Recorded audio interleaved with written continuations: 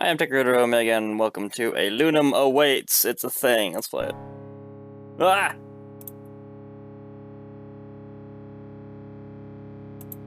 Oh, there it is. A Lunum Waits. Not awaits, waits. Did I say awaits? I think I said awaits. We have visual novel controls, but I don't think it's that long, so I don't know why they're here. Oh, I have to keep looking to do things. Ooh, the Wayfinder. You seek Mr. Renstrom, then. Alright, you are not the first traveler to come in search of him, nor I think you will be the last. I will not attempt needlessly to dissuade you. I will aid you. Hope your time here will be as brief as all the rest. There are 3 here who know Mr. Renstrom for the eye blink during which he walked these hills. A woodcutter, a raincaller, a clock fetcher. Each will speak of him if you will listen. No, I will use none of our names. I do not wish to bewilder you. To which will you speak? I will move on, woodcutter. Why not? I know Renstrom, yes. He was a good man, but he was unprepared for what he met. Renstrom was a man day-bound, you see. He knew little of the night. To him, the moon was a thing of hazy gray-white, a pale half-circle against the blue sky. Never had the moon illumined him for a safe way through the chittering dark. Never had the moon glared at him yellow and monstrous from just above the distant treetops. And so Renstrom did not feel the respect that a less day-bound man would feel for the apparition before him. Only a wary fear made him keep his distance, the same fear which he would regard any stranger he met. He had regarded me with that fear when I first met him, lost and alone then. But by the time he met this apparition in the grove, he was bolder and insolent. Dare you tread upon sacred ground, he said. Be you a servant of the moon, or be you none. Know that you will find no welcome here. Those might have not been the words, whatever the words were, he said them with bold insolence. Yeah, we kind of established that. Is there a plane? Oh, there's a plane. The Lunum watched Renstrom with its big round eyes. It was patient and curious, as a Lunum often is. It bobbed gently in the air. Its long arms hung swaying by its side. Its flesh robes fluttered in the cool autumn breeze. What is a flesh robe? A Lunum Waits. I need say no more. Alright. You have heard one memory left here by Renstrom. Will you hear more? Yes. More from the woodcutter? Will that be a repeat? Sure. I worry that you may find Renstrom. Okay. As I said, he was a good man all in all. I was the first one to find that he was here. I was the one to find him, not the Wayfinder. Do not tell the Wayfinder of this. I say I found him, but I should say more correctly that he found me. My woodcutting had brought me to the edge of the hills, and then I had fallen. I was nearly in danger and did not know it. Renstrom stepped stumbling into view. He saw me and was afraid. That fear of strangers was perhaps you already know. As a man lately away, and a day-bound one at that, he was doubly afraid. And yet he tried to help me. It was this quality in him that kept him here, whatever others might say. He grew bold later. He never learned the necessary respect for those greater than he. But his first thought was always to protect and to help. Remember that if you do find him. You are fortunate. The echoes of the intruder are faint now, and yet you have heard 2 of them. I will allow you to listen further, but the road beyond the hills beckons you. I'd like to hear all of this. Oh, you continue to come here for what I have to say, and I'm grateful for your attention, but there is not much I have to say. I'm little more than a woodcutter. You might learn more from the pompous ramblings of the raincaller. You would certainly learn more from listening to the wisdom of the clock fetcher. Not fetcher. I know what I did. I know that I did, once. Things change even among these hills. Rarely do they change for the better. I must tell you that I have not always acted with the honor asked of me by the knight. I remember clearly seeing the Lunum in that grove. I might have helped Renstrom, but I did not. Day-bound and bold though he was, he deserved better, and he deserves better than to be found now by those who seek him. And so I now appeal to the honor of the knight asked of you. I know another path out of the hills. I urge you to take it.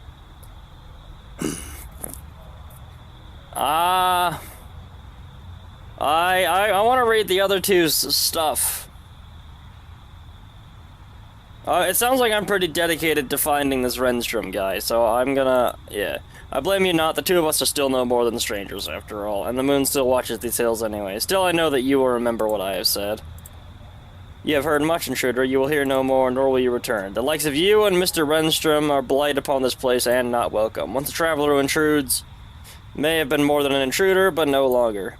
And change will not befall, not here, not now, not for you or me. Auspicious then that you seek him as you do. You are already on the road beyond the hills, but your way may be unclear. Perceive the eye-blood arch if you still seek that which you sought. Your destruction might be evaded. Our spears better flight. I am almost grateful you were here, I think. Farewell.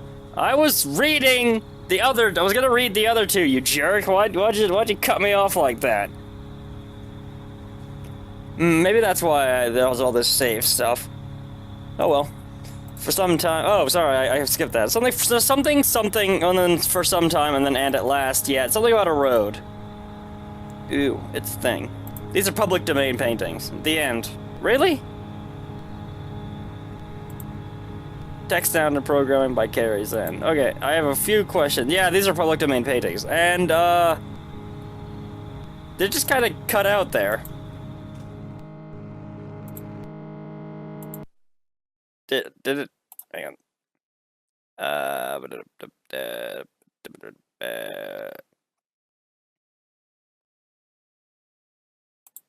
Yeah. Escape just sure, why not? That might speed something up. That's what these are always here. These are for reading the things you haven't read yet. I will go back and do that guy's thing. Yes. Alright, we'll talk to the rain caller until he tells me to leave, and he might tell me the same path. Runs from the failure. The memory of him brings me shame. You are an interloper here too, so thus you understand what it is to interlope among these hills. Renstrom came from here, from outside, and stayed. The only one. A one of devotion and of attunement. He had learned the paths of the rain. He learned them well. I know even you might sniff the wonderment of it. Think this rain that now I call. Try. You cannot, you see. But Renstrom could so and more. One day he would learn to sense what even I could not. It was not to be thus, as you know. His wanderings and the call of fate brought him at last to the grove. You know the place, where the stone sighs silent. A safe and sacred place most hours, but this hour it was late and the grove was occupied by the Lunum. Renstrom knew that the Lumen served the moon, but he had not learned the paths of the moon. And so the Lunum watched as the former interloper tried to find the paths with his words. It was not enough, of course, and it could not have been enough. The path of the moon are paths known to none but those who walk them already. Renstrom should have run away over the hills like any of the interloper he once was. Run as though he had never learned any of the secret ways, but he did not run. He stayed and looked for the moon with his words. And so the Lunum watched him, and we all watched the Lunum, and him and dread fell upon us. The rest of you already, yes, I'm sure. No, I don't know what happened to him. Yes, I will. I want to keep listening I'm going to listen to everything all of these jacks have to say, and then they'll tell me to take the other path. I don't know if the other path will actually change, depending, because if they all suggest a different path to me, then I don't think that the different path will change anything. I could be wrong, and I'm fairly limited on time, so I might not be going to do all that, so I can get this started uploading before I leave. Anyways, I'm not one to speak to an interloper, and so it was some time before I came to know Renstrom. But when I did, I saw that he was one of sight, of such sight as to be capable of seeing the paths of the rain. When I asked him if he could think this rain, it was almost in jest, but he could sniff it and more beside. And thus I then resolved to teach him. And though I have considered long why I would choose to do such a thing, I have only recently arrived upon an answer. You have heard of duty, yes. I taste now that it was my duty to take care of him. My duty to show him the way through these hills. Not the way that the Wayfinder has shown you, will show you. Sorry, what? The other way and ways the secret ways. You know none of the paths, and yet the Wayfinder knows scarcely more than you. Ha! But Renstrom's devotion was such that he could do so and more. Sorry, I thought I was going to go somewhere else. Anyways, the others may say elsewhere, but it was this devotion to the paths of the rain that kept him here. Elsewise, he was the one who heard the rightness of the rain, and who heard the need to know the paths unknown and to walk them, that we might be saved. He failed in the end, and thus I failed. And yet I still hope that he searches the ways, even though gone once more to outside. Yep. You are a different one to meet than I have met in some time. Not blunt and rule-bound as the woodcutter, not hazy and rule-bound as the, clock fletcher. Here to listen only, perhaps that is all. But I hear something of you that puts me in mind of Renstrom when he was only an interloper. Some echo of the devotion, that devotion would send a one to find the moon paths, to seek those paths, even when doomed by those round eyes of the Lunum. Something of this path is yours, and thus I would dare to scratch to you one of the paths unknown by most. If you would taste this path, and you will seek what you seek will change. So if you go to the Lunum without being on the path to the moon, my understanding is that you die or something terrible happens to you. So that's something. If you would taste this oh wait, yeah, that.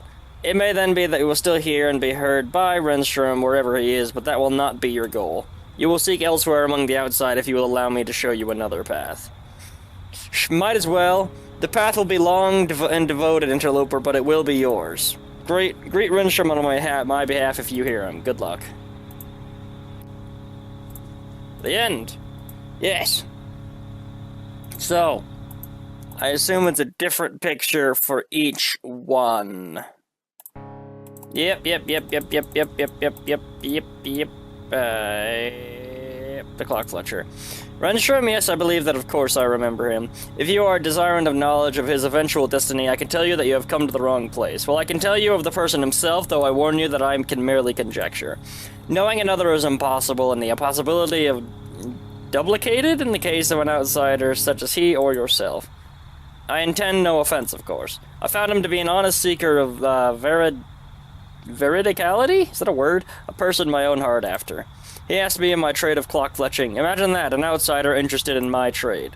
No, don't ask about it now. It would feel false now. I always do this. Where was I? Ah, the Lunum. The error was truly minuscular.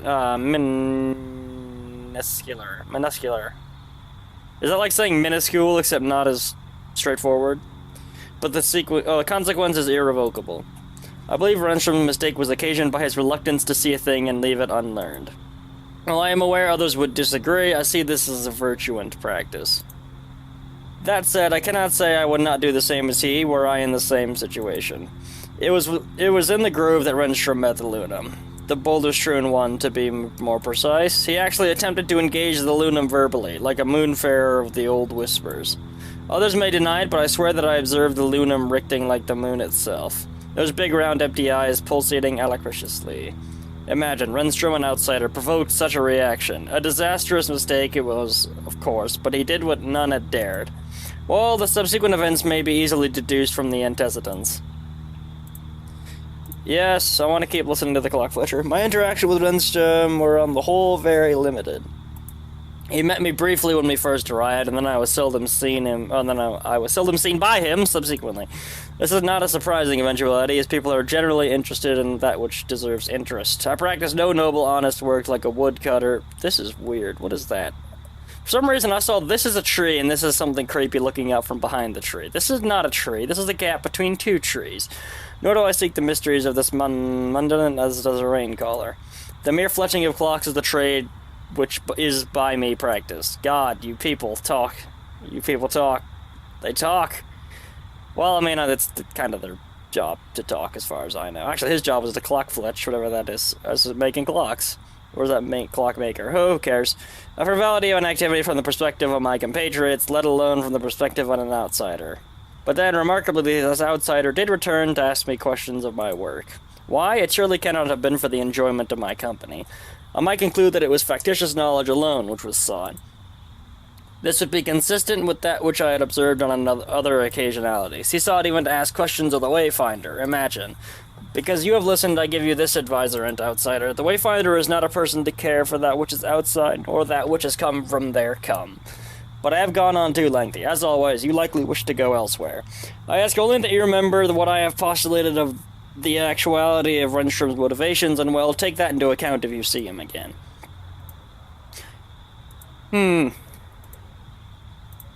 You've returned again. You really are something of a beneficent listener, I must say. Such an auditor have I met rarely here. The raincaller cares for little but those mystificated pluviary paths.